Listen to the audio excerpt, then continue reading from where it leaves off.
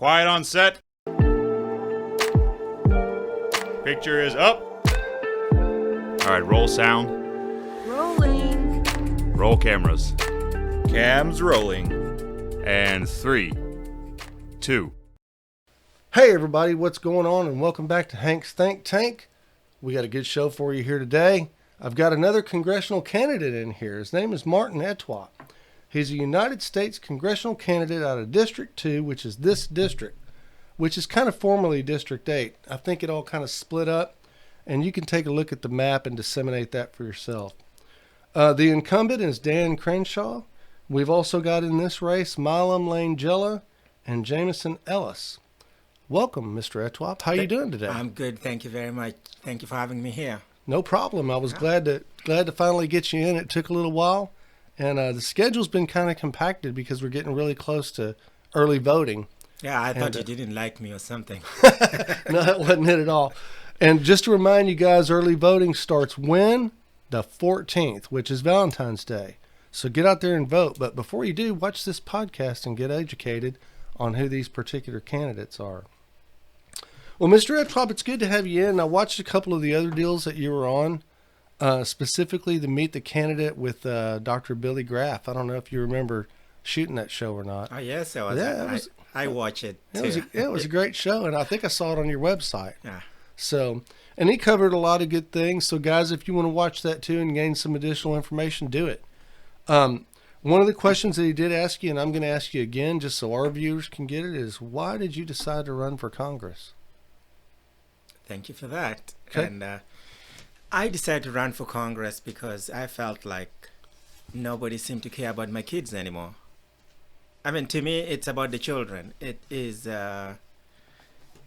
we always talk about the American dream. We are celebrating our dreams. We are going for it. Of course, it seems like the dream is dying, but it seems like we're not even allowing the kids to dream anymore.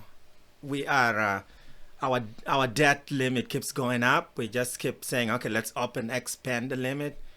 And so we keep borrowing from the Chinese government through bonds, of course. The Chinese buy all the bonds. Mm-hmm. And Hank, you and I are not going to pay for that. It's going to be my 6-month-old son. Right. And so nobody seems to care about them. Everybody seems to be filling their pockets and being on TV and flying all over the country and going to conferences around the world. But they don't really seem to care about what future we're living for our kids. And so when December of 2000, we found out we're going to have our third child, a son, I thought to myself, you know, I have 2 kids. I had 2 kids then. I'm in law school in my final semester now. And I was like, you know, I'll just live my American dream. I came from Uganda, and this is the best place to be. And so don't worry about a thing. Finish law school and practice and celebrate the dream.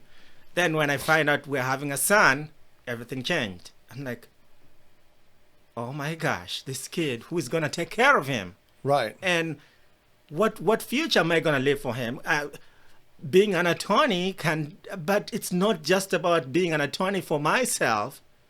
How about all the other kids out there whose parents are not attorneys, who are not going to be able to afford to live the America that we want to live for them? They can't do that anymore. And so I decided, you know, I'm going to be selfish and run for Congress to protect my kids. And that's why I joined this race. Yeah, I don't think that's a selfish decision at all. It sounds like a good decision to me, you know. And you're right. I mean, the country's definitely got some problems, but I think a lot of them are so complex that it's going to take years and years and years to extricate ourselves out of a lot of them, you know. But yeah, having kids will open up your forward thinking for sure. Then all of a sudden it's not just about you anymore. You know, it's about something that's up and coming. And I too have concerns about what kind of country we're going to leave for kids. You know, it bothers me. You know, we always say our kids are the future, like the futures of this nation or any community. But when we're crushing their future before their future even starts, then who are we? What's our problem? Right. Our problem is we are too selfish. We are too concerned about me, not anyone else around me. And to me, that is, I can't afford to do that anymore. Right. And I hope a lot of people start thinking that way. At least that's what we're trying to do with this podcast too, is open up that extra element of thinking and get people to realize that, hey, we can't continue on this path, because if we do, we're leaving literally nothing. And really, your kids are going to have a problem, but think about their kids. Their kids. Their kids are They're really going to doomed. be yeah. I mean, we got to change it quick. So, and that kind of leads me into my next question, I guess. Being that we have so many complex issues in the country right now, a lot of them are financially based, a lot of them are morally based, and that's where I'm at with it. I think we have a moral conundrum that we need to face. And, just facing that is a tough thing. It's tough. But one of those is immigration. And it's interesting because I wanted to get your perspective on immigration because you're an immigrant. Yes, I My am. parents were immigrants also. They immigrated from Holland. And this was back in the 40s. Things were a lot different back then, than they are now. So I'd like to talk about your immigration process as opposed to what your views are on the border wall and all that. We know what that is. That's been covered and killed. Yes. But I'd like to find out what your process was. Was it hard for you to come into this country? Did you have problems? Was it what you expected? And what was your journey like? So I mean that's what interests me. I'd like to find out from an immigrant what the deal is. Yes, sir. All right. So I'll start by saying I'm honored to be living in this country. It is the greatest nation in the world. And coming from a country that if you don't vote the way the government tells you to vote, you disappear the following morning. I have a friend in Washington, D.C. right now who I went to high school with him. He was a year behind me. And he ran against a government official to be a member of parliament, so like a congressional representative. And he was going to win the elections. So friends tell him at night that, hey, you better go because they're coming for you. And he snuck out. A few hours later, they come to his home to get him, but he'd already snuck out, slept at someone else's house, went through Kenya, ended up as a refugee in the United States, and now he's a U.S. citizen.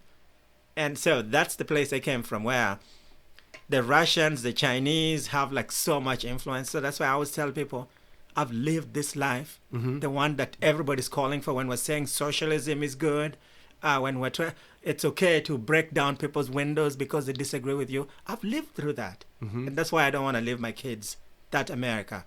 But Right. to your question, I came here as a missionary.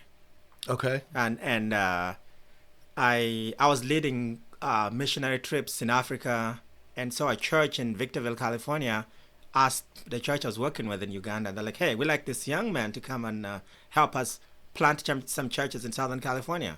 Okay. And Southern Cal's beautiful, man. oh yeah, it is. Yeah. And I lived in Victorville, the high desert. Yeah. So it's like right between LA and Las Vegas. Right. And so it was interesting because I was the first person in Uganda in 15 years that had been given a religious visa to. Really? So the embassy official didn't know what to do about that. So he had to call DC to be like, this young man here he's come to get a visa. What do I do? Yeah. What do we do with this cat? Yeah. Yeah.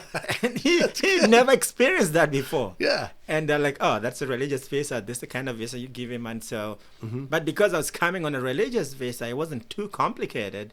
Okay. Otherwise, it takes, you have to prove so much to show that you are worthy of coming to America. But when you're coming, then it's the rules have changed now. But then when you're coming as a religious worker, they assume that, number one, the two churches know each other. Okay. Where you're coming from and the church you're going to work to.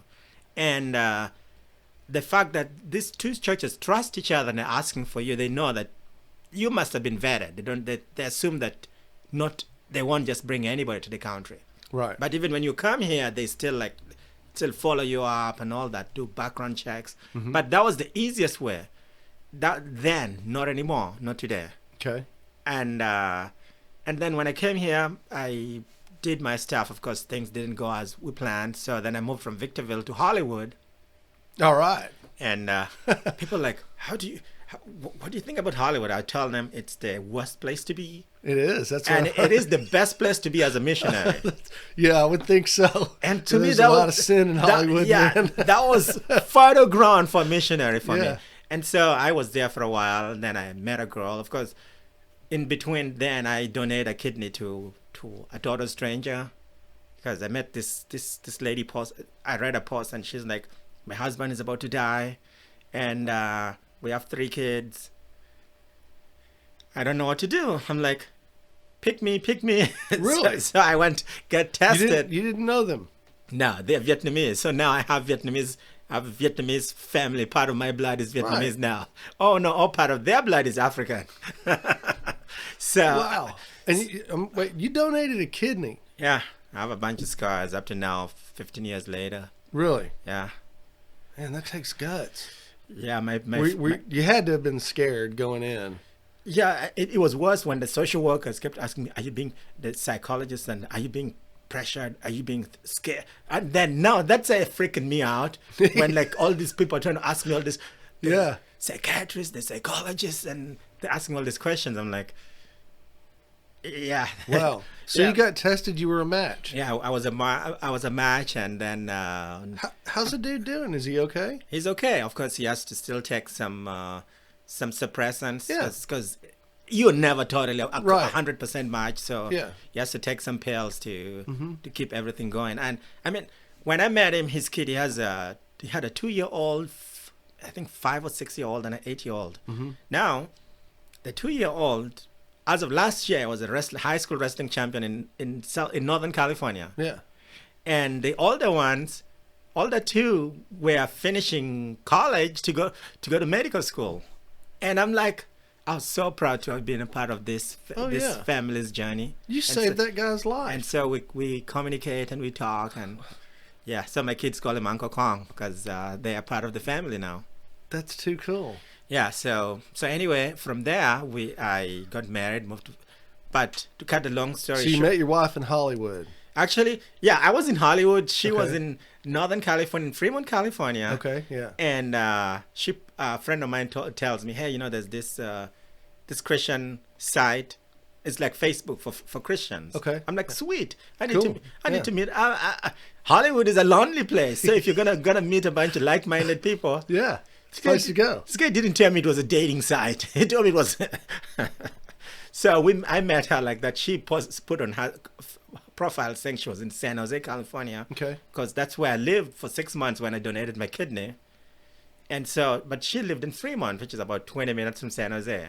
And so we met online in the most obscure website you'll ever find, where you could only send each other 10 messages. Yeah. Then the thing blocks you out for 24 hours. Really?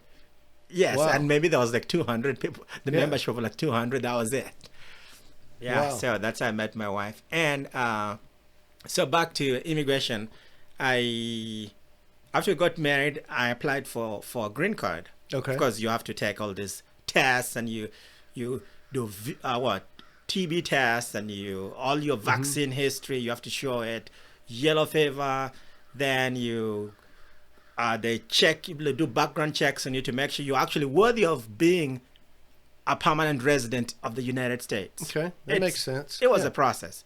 After that, then now a few years later, I applied for citizenship. Then you have to do this whole thing all over again and prove that you're not a criminal, you don't have any Right. criminal record, you're healthy, you're not going to be a burden to the United States, and then you do all the medical checks up, and of course all this costs money. You're paying thousands Right. of dollars each time, and the whole process when it's done, one of the reasons why I went back to law school was because a friend of mine, he paid about 20 grand for someone to do his. I'm like, dude, you should have talked to me. I could have. Could have done it for you. I could have done it for you for like $20. There you go.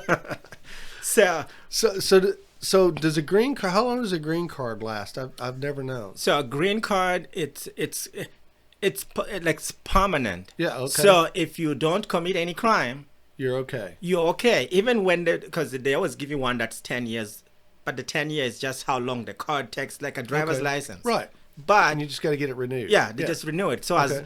for as long as you want to not become a U.S. citizen and just be a permanent resident, you can always just have the green card.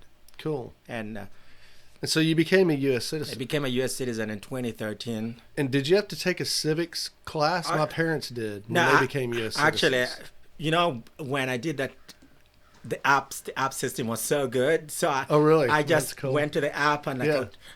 I just love to read. So I would read the thing myself. I'm like, I'm not going to pay to go to class when I actually have it in my thing. Yeah. And you had to pass. They ask you 10 questions. If you got 8 right, Mm-hmm. you passed. Oh, it was a big test for my Of course, folks. yeah. way There's back 100 when. questions. Yeah. And so you never know which of the 100 questions they're going to ask. Right. Yeah, they pull it from a pool. Yes. So, but I read all the 100 questions. Of course, then also it changes based on who is the president that year, Right. what party, and the state you are, who's the governor, and who's. So Yeah. I had to know all that stuff. And so I went to the test, and I'm like, after question number 8, the guy's like, okay, that's it, because it seems like I got them all. Yeah. So, and And then you say the pledge and they do it, right? yeah, you pass that, they get back to you a few weeks later saying, okay, now come for the day for the pledge, and you sign paperwork and do the pledge, and then they ask if you want to get a U.S. citizen, U.S. passport. Mm-hmm. They make it easy that they tell you when you're coming, if you get your passport, then come with pictures, so you Yeah. just come and do that. That's cool. And of course, along the way, I tried to work for the Secret Service. I Really? Wow. actually had background checks, which took a year and a half. Mm-hmm. And Yeah, the Secret Service, they take a while to vet you. Yeah, That ain't and- something that happens overnight. And because I was from a foreign country where there was always chaos, Mm-hmm. I had my family call me, hey, we have this guy is asking about you. I'm like, yeah, I know. It's not like they tell you we're going to do it and they don't. They go Right. everywhere. Oh, yeah. And they ask so-and-so about so-and-so. Then, yeah. So, Yeah. of course, the people always ask, are you a dual citizen? I'm like, no, I had to give up my Ugandan citizenship when I was trying to work for the Secret Service. Right. And so, no, I'm fully U.S. citizen. And when I go to Uganda, I use my U.S. passport. And so Wow. I'm treated like any other foreigner Yeah. in a country I was born. And so, That's got to be weird. yeah, but you speak the language and they're like, oh, yeah, and they're good with you. So the process to be a U.S. citizen or to immigrate to this country, it is complex. But that's how we want it to be. We Right. don't want just anybody coming here. We want to vet everybody. Right. And so I appreciate the fact that I had to go through all that Yeah. because it made me feel safe that the country I'm going to, actually, the people I'm gonna live around are people that can be trusted. To me, that's what the vetting process was about. Now, you do know that once you apply to the Secret Service, that application never expires. No, Yeah, it never expires. it's always there. Yeah, it's always there. Yeah, but along the way, I had my second born was coming, and well, this whole thing was taking too long. I'm Yeah. like, I have a second kid now. I'm not gonna go to Flexi for 6 months. Well, there's a newborn baby, Right. so I Yeah. didn't get there anymore. Cool. So you're in law school. Yep, finished 3 law months school. left to go. Yes, sir. What are any specialization? You know, the one thing I really want to do is First Amendment, religious freedom. I've taken Really? 3 semesters Awesome. of constitutional law. Yeah. I did- Constitutional Yeah, law. I've done Okay, 3 yeah. semesters of con law because I love Yeah. the Constitution. Okay. And so, religious freedom, First Amendment, I want to do that. Then I also want to do immigration just because I'm an immigrant and I Right. know the rules. So, I had to know the rules. So it's something that I know how it happens. It's a great perspective. So, yeah. yeah. That's awesome. So I want to specialize in those too. That's good. You know, being that my parents were from Holland and they were there during the German occupation during World War II, things were really bad, you know. So they come to this country. Needless to say, I was born back in the 60s and they had been here maybe, I don't know, 15 years, something like that. I don't have an exact date. I'll have to get it. But, you know, my parents were probably the most patriotic people I think I've ever come into contact with because they were immigrants and because they had come from a place that was just awful, you know? And so when they got there and they drilled it into me, I mean, they really did, that we had these table talks pretty much every day and they would tell me about how great America is and you got to be a patriot, you do things right and blah, blah, blah, integrity and just everything that goes with it, you know? And looking back on that, I appreciate it. And I feel bad for naturalized kids, you know, that were born here that didn't get that. Yeah. Because there's some kids that didn't get that from their folks, you know, and they're still patriotic and they still believe in the country, but not with that deep sense and all the stories behind the tragedies that went on during the war. You know what I mean? Yes, It's yes. different for us. Yeah, my You know? my wife and I homeschool our kids, and when she's doing it, they say a prayer, Mm-hmm. and then they pledge. They do the pledge, and then my kid, my 8-year-old kid knows more about the U.S. government than and so that's our job. Our responsibility to our kids is to Yeah. teach them the land we're in, to teach them what our responsibility is, and to teach them that nothing will come for free. Right. You have to work for what you get. That is what I mean. We are supposed to be what is it called? We're supposed to be people who take care of our things. Independent. Yeah, we're supposed to be independent, Right. and watch over whatever we have. We're supposed to be responsible for what we have, and that's what we teach our kids.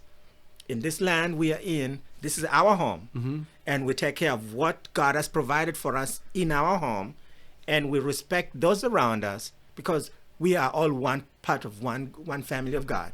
Right. And so my kids do that when they go to a Awanas class. The kids are like, what does the congressman do? What does the president do? I'm like, so my third grade kid is telling a fifth grade what a congressman does, what Yeah. a mayor does, Yeah. and because my wife and I, like mainly my wife, she puts that into them. She teaches them what their values are as Americans, That's great. and I'm proud to be raising those kids with her. Yeah, I bet they're going to be good kids. I pray So they're going to grow up to be great adults. That's good. All right, let's talk a little bit about what do you think are the biggest threat right now to our national security is? Do you think it's open borders? Do you think it's threats from China? I mean, are just the biggest threat, maybe even threats from the way that we are as individuals in this country? You know? Yes, the biggest threat today has become China used to be a big threat. Open borders was a big threat. Right. But now our leadership has combined the Chinese threat and the open border threat. Now our leaders are the threat today. What do I mean by that? When the leaders decide, hey, anybody can come in whenever they want, we don't vet them anymore. Like I got vetted. If you're a U.S. citizen and you're flying, you have to have you have to prove that you're vaccinated to Right. come back home. So you either decide to stay in a foreign country or come home and prove that you're vaccinated, or sneak in from the side. Nobody vets you, and we don't know whether it's because fact. Terrorists are coming. They're gonna fly to Mexico or to anywhere in South America, cross into the United States, Right. and we are gonna stop, welcome them, and then they're gonna be using their arrest warrants or their stop warrant that's given to them to fly anywhere they want around the country. I mean, we are letting in terrorists. So the threat is our leadership. The administration more concerned about who do we bring in so we make them citizens quick enough. We give them like blanket amnesty, then they become U.S. citizens so we have another 20 million people to vote for us. It's about voting than about the safety Right. of this nation. So Right. China is a big threat because we are mortgaging our children's future to the Chinese. And recently this a former NASA employee designed a weapon paid for by the U.S. government money. And when it was like finalized, the U.S. government is like, oh, we don't need it. This guy was Chinese American. The Chinese government is like, can we look at that? We're going to pay for that. So now they paid for one of the most advanced stealth weapon Right. that was designed by NASA. So now they own it. We don't. It was the most advanced. So we can't defend ourselves from our own weapon because we decided China can have it. And Yeah. so it's not that the Chinese are the threat. It's our leadership that's the threat to our national security. Yeah. And I can't help but think that always just goes back to the dollars, because it seems to me like everything ends up at that place. So, all right, let's shift gears a little bit. I want to talk a little bit about voter confidence, Yes, sir. because I think it's a big problem, And I think that we need to address it, because if we don't, we're going to have many, many, many more problems that ensue because of voter confidence. Mm-hmm. What are your thoughts about how we ended up with a broken system of elections, and what we can do to fix it? You know, And I know that's a tough question because it's multifaceted. You know, the states handle it on their own, and there's a lot going on. But there's got to be at least an overall blanket, you know, I would think. yes, and I think one of the biggest thing is us not following the Constitution. Like in the past elections, this last election, when we know the election was stolen, and people were saying, "Oh, let's verify it. Let's make sure." When the Constitution makes it clear that the state legislatures determine the when and where of the elections. So the governor can't change the rules of the elections. It's supposed to be the state legislatures. So when the governor of a country decides, oh, you know, today we're going to have, of a state decides, you can vote like up 24-hour voting or whatever, or stuff like that, or overnight, and anybody you can bring as many as how many ballots, just go collect from wherever and you bring it. And yet that is supposed to be the job of the state legislature. And then we are saying, hey, you know, let's verify all the votes. Let's make sure it's what was the actual vote. And the Supreme Court is saying, no. You have no standing. How do you not have standing when the theft in Pennsylvania affects Texas? Okay, fine. Let the legislature in Pennsylvania then give them time to figure it out. Don't say because the governor has signed it, he's the one who screwed up in the first place. So why do we say the governor who screwed up has now approved? So that's okay. It can be okay.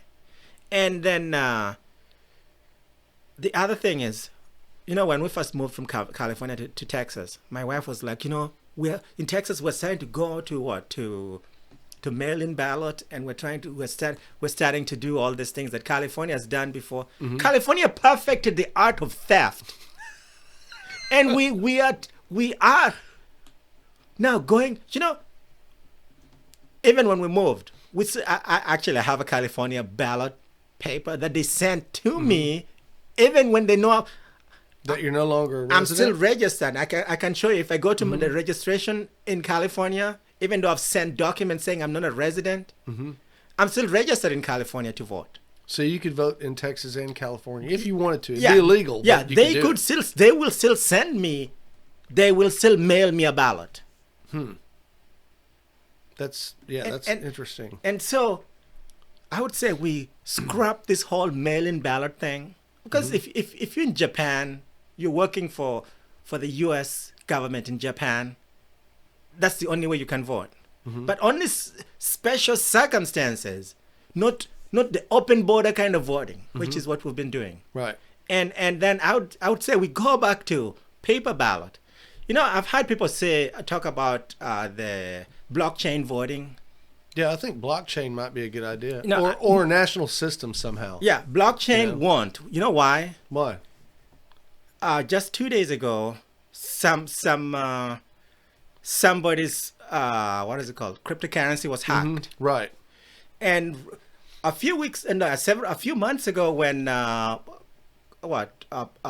Colonial Oil Gas, that company that got hacked, and they had to pay in crypto. Right. The FBI was able to trace the money and get it back. And blockchain is a developing technology. In a few years, everybody will know how to do blockchain. Then we will still be stealing the votes again. So let's go back to paper balloting. You know, like the kind that the NFL their tickets and stuff, where when you forge it, I mean, you need to be really, really good to do that. And it would take a while for you to forge that thing for that election. But if it's on the computer, I don't care how secure you think it is. somebody, either in his grandma's basement. Hackers are pretty good, aren't they? They are really good. They are really good. Right. So blockchain is not the way. And it's not. It's because it's just coming up. We think it is safe. But who is involved in the blockchain business right now? It's 18, 19, 20, 21-year-olds. If they're able to do that, then Right. they can reverse engineer the thing. And the other thing is, whoever makes the thing, they always have they can plant a code in the thing. So you back can door. still, Yeah. you can still do that. Yeah, and back doors are, I mean, that's common. That's, I'm an IT person and used to do some programming. And I mean, it was just standard for us to put back doors and stuff just so we could get into it in case everybody got locked out or whatever the case may be. So, And then yeah. you might be the one to trigger the thing. Yeah. And because you got paid $2. Yeah. If you don't have integrity, you could do that. Yeah. But I'm just wondering if some sort of multi-factor authentication or some sort of blockchain encryption that can't be beat, because there are encryption technologies now that can't be beat. You could set up machines all day long to try to crack it, and they couldn't do it. I just wonder if maybe as the technology develops down the line, blockchain might be the answer someday. I'm afraid that it might look like the solution down the road, but as technology is advancing, as the encryption is advancing, the bad characters are advancing too. Because Sure. we're all learning. Everybody, they share information with each other. So they're all learning. So Right. you can beat the system one day, the next day the system will beat you. Then you'll do your blockchain, then someone will do some AI that's really smarter than your blockchain. Yeah. Then they hack into the system. And then they own the election system again. Then they tell you that one guy who can't attract 200 people in his basement can win 81 million votes. That's what's going to happen again. And, this is a little off course of what we're talking about, but I wonder if resurrecting individualism back into a person would fix our voting problem. If we all got off of the whole waiting for government to fix everything and we went back to being independent individuals and said, okay, my vote counts, my vote is worth something, and so I'm going to vote this way and I'm going to track it. You know what I mean? And keep up with it. I wonder if that would fix voter confidence. Yeah, Because I don't think we're individuals anymore. No. I really don't.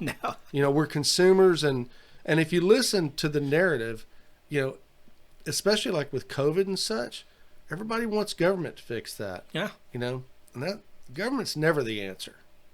Yeah, and I agree with you that we're going back to discovering who we really are and being proud to be American again. Right. Yeah, exactly. Then if I'm proud to be American, I'm going to be watching my vote to make sure it goes where it needs to go. But if I don't really care, Tough, independent individuals. Yeah. Yeah. that exactly. might save our nation, might save our future. I think so. Yeah, I do. All right. What about term limits? You think term limits for Congress is a big thing? Now, I signed the term limit amendment. Okay. Term limit, what is it called? The pledge. Right. Why? Because I think people shouldn't be going to Congress to be millionaires. People shouldn't be. Right. We have so many brilliant minds out here. But when we have the same people go in, year out, and they build their empire, and you can't take them out because they've raised so much money, and so even anybody who tries to come in there, you get squashed out of the way. And I went to I was telling you about the event I went to last night, the debate. There was 11 people in the race, but only 3 people were allowed in. Why? Because they're the only ones who raised over $100,000. Yeah.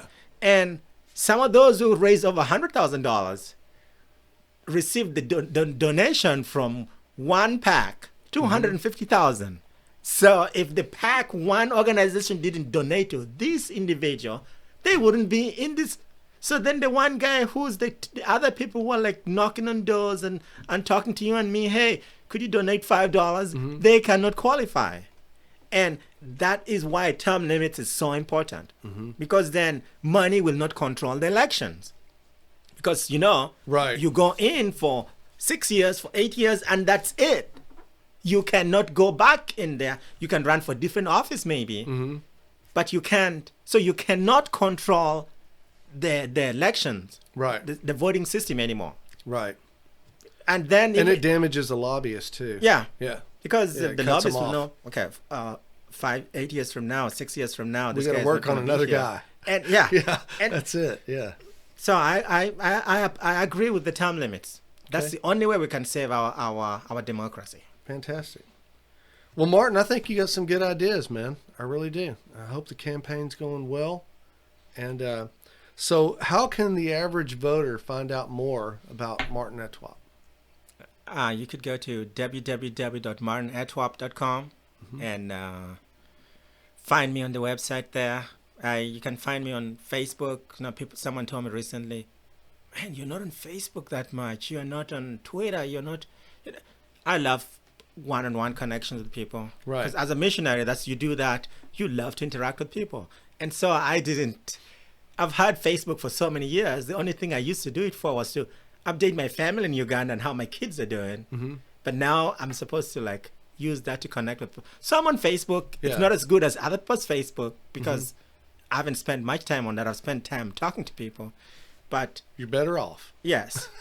And so www.martinetwop.com, or you can call me or text me. My cell phone number is 936-283-2188.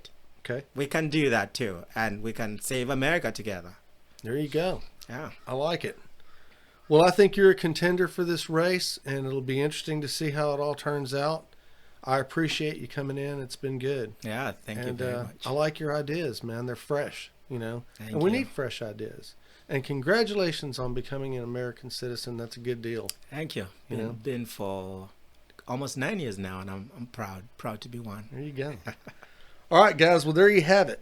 And so that doesn't actually conclude everybody for this race. I'm still missing Dan Crenshaw, and we're talking with his office. Don't know if he's going to make it or not, but we're going to give it a shot. But guys, I want you to be educated voters. I don't want you to vote for a name. Don't want you to vote for an R or a D. What I want you to do is go to guys like this website, take a look, call this guy, talk to him, talk to the other candidates, and find somebody who has the same opinions and ideas that you do. By doing so, we will extricate ourselves out of the problems that America has. And like Martin just said, we'll be able to save it. We'll be able to fix it. Be educated voters. And the most important part is vote. If you don't have faith in your election system, make it a more determined effort to vote, because that'll help to fix it too. Anyway, guys, I'm Hank Vatt. This is Hank's Think Tank, and it looks like we're out.